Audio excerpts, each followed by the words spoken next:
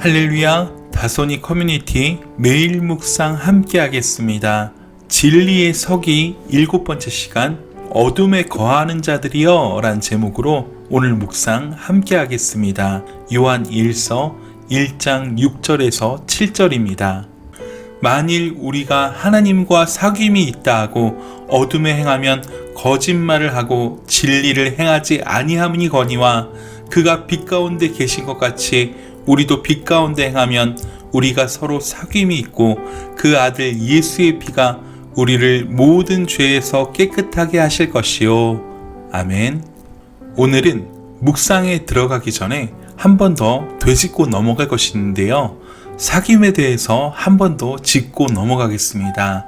다시 되돌아보는 과정과 함께 본문의 내용으로 자연스럽게 이어가도록 하겠습니다. 지난 묵상을 통해 반복해서 강조했지만 성도는 혼자 힘으로 세상에 빛을 비추긴 어렵습니다. 주님과의 사귐이 부족한, 믿음이 연약한 성도가 함께하는 지체들도 없이 방치된다면 오히려 세상에서 빛을 잃어버리고 세속화될 가능성이 훨씬 더 많습니다. 그래서 우리 주님이 택하신 방법이 사귐이란 것입니다.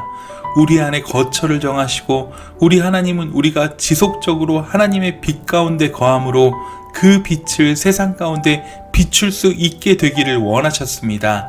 즉, 빛으로 살아가기 위해서는 반드시 하나님과의 사귐이 확보되어야 한다는 것입니다. 하나님과의 사귐은 생명의 말씀을 먹는 것입니다. 하나님의 음성을 듣는 것입니다. 기도의 골방에서 주님과 만나는 것입니다. 예배하는 것입니다.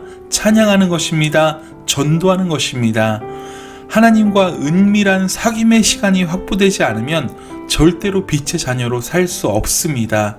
그래서 하나님과 사귐의 시간을 확보하기 위해서 기꺼이 값을 지불하지 않으면 세상의 빛이 아니라 맛을 잃은 소금이 되고 마는 것입니다. 여러분, 사귐은 하나님과 사귐만을 의미하지 않습니다. 하나님과의 사귐만큼 중요한 것이 성도와의 사귐입니다. 지난 시간에 우리는 이 수평적인 사귐이야말로 우리로 하여금 충만한 그리스도인으로 살게 해준다는 것을 함께 나누었습니다. 그런데요, 문제가 있습니다. 아주 큰 문제입니다. 이 사귐이 있다고 말하면서 빛의 자녀처럼 살지 않는 사람들이 있다는 것입니다. 그들이 누구입니까? 본문 6절을 읽겠습니다. 만일 우리가 하나님과 사귐이 있다고 하면서 어둠에 행하면 거짓말을 하는 것이라 라고 말씀합니다.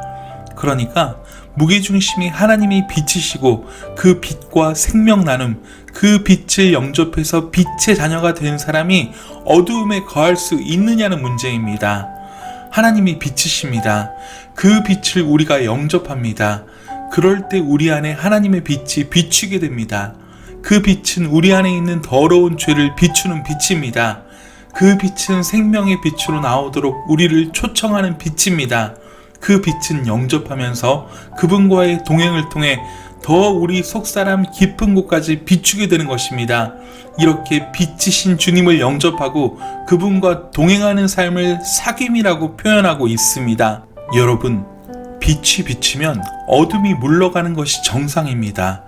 여러분, 예수 그리스도의 빛이 우리 삶 가운데 비치면 우리 안에 있는 더러운 죄의 습성들을 버리는 역사가 일어나야 합니다.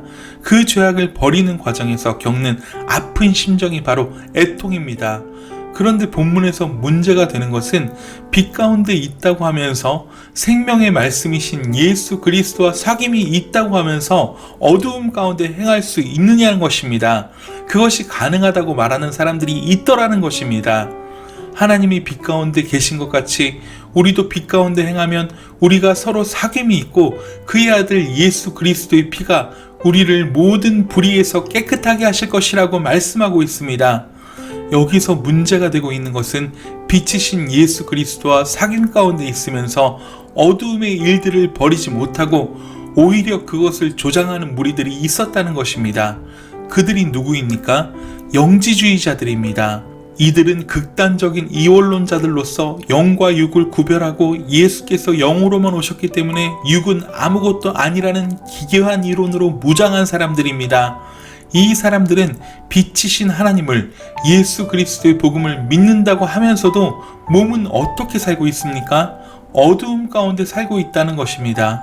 여러분, 어두움 가운데 있다는 말이 무엇입니까? 빛의 반대말입니다. 그렇다면 빛 가운데 산다는 것은 어떤 의미입니까? 그것은 예수께서 걸어가신 길을 따라간다는 의미입니다. 예수께서 거룩하시니 우리도 거룩한 삶을 살아야 한다는 의미입니다. 더 나아가 빛의 자녀로서의 삶은 예수 그리스도께서 말씀하신 것을 순종하는 사람입니다. 죄와 타협하지 않는 사람입니다. 사랑과 선행을 격려하고 나누고 베풀고 섬기는 삶을 살아가는 사람들입니다. 빛이신 주님이 오셔서 생명을 바쳐 죄 가운데 있는 사람들을 살리신 것처럼 예수 그리스도 빛이신 주님과 사귐 가운데 있는 사람들은 빛의 자녀답게 살아야 하는 것입니다. 빛의 속성은 어두움을 몰아내는 것입니다. 빛과 어두움은 처음부터 공존이 불가능한 관계입니다. 그런데 어떻게 주님과 사귐이 있다고 하면서 어두움의 일들을 지속할 수 있느냐는 질문입니다. 여러분, 어두움의 일들이 무엇입니까? 그것은 죄악된 본성대로 행하는 것입니다. 육체와 마음이 원하는 대로 사는 것입니다.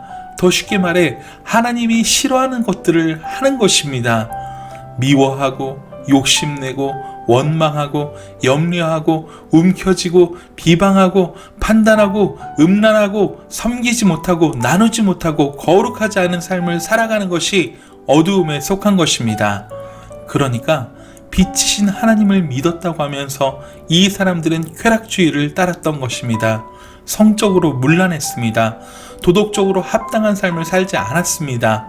그러면서도 나는 특별한 지식이 있어 천국에 갈 것이야, 구원에는 아무 상관없어 라는 기막힌 이상한 믿음을 가졌던 것입니다.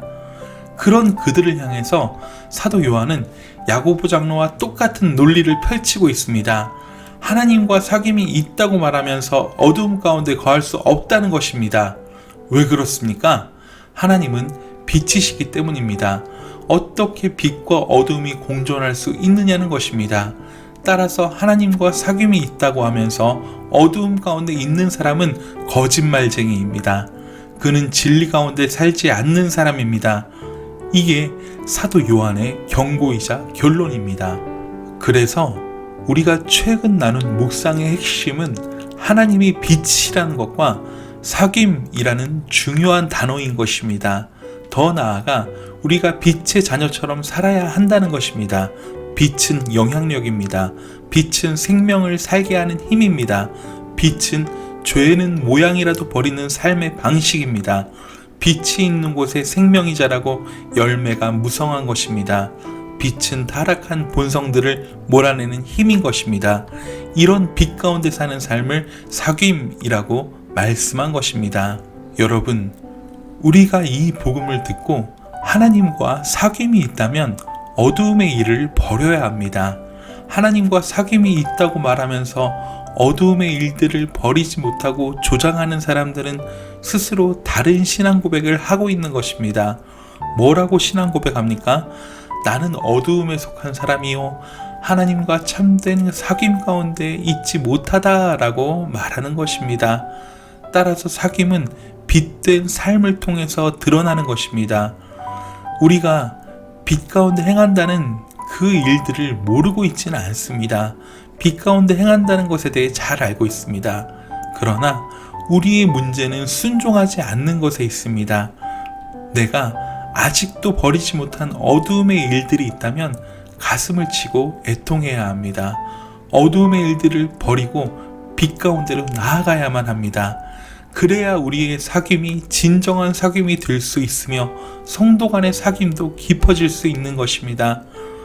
오늘 본문 7절을 읽고 묵상을 마치도록 할 텐데요. 이 구절은 꼭 암송했으면 좋겠습니다. 그가 빛 가운데 계신 것 같이 우리도 빛 가운데 행하면 우리가 서로 사귐이 있고 그 아들 예수의 피가 우리를 모든 죄에서 깨끗하게 하실 것이요. 아멘. 오늘 하루도 예수의 피로 정결하여져서 어둠의 일을 벗어버리는 승리하는 저와 여러분 되길 간절히 소원합니다. 사랑하고 축복합니다. 샬롬.